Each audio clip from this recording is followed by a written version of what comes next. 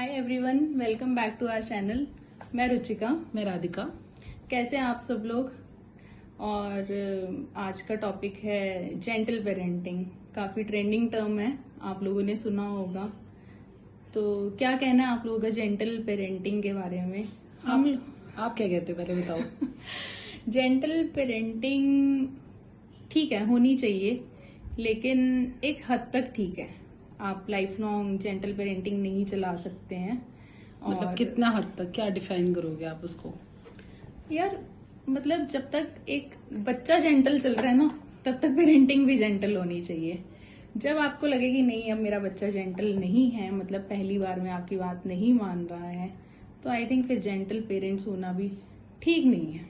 हाँ, मतलब एक बैलेंस लेके चलना पड़ेगा, क्योंकि मतलब ज्यादा जेंटल हो गए तो वो भी फिर वही है ना, बच्चे बिगड़ जाते हैं और हम लोग बाद में सोचते कि ऐसा हमने क्या किया।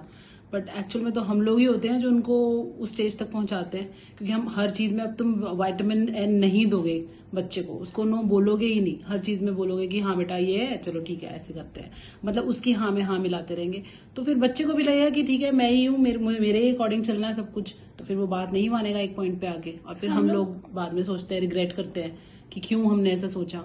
तो ऑब्वियसली स्टार्टिंग से अगर बैलेंस बना के चलेंगे, डिसिप्लिन में रहेंगे, क्योंकि डिसिप्लिन तो देखो बहुत इंपॉर्टेंट चीज है, उसको तो आप नहीं इग्नोर कर सकते ना।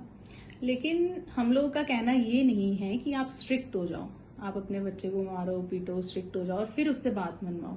कंपेल करना, पुश करना, बहुत डिफरेंस है उन चीजों में। और मोटिवेट करना एक अलग बात है। लॉजिकल रीजनिंग के साथ मोटिवेशन बहुत अच्छा रोल प्ले करती है।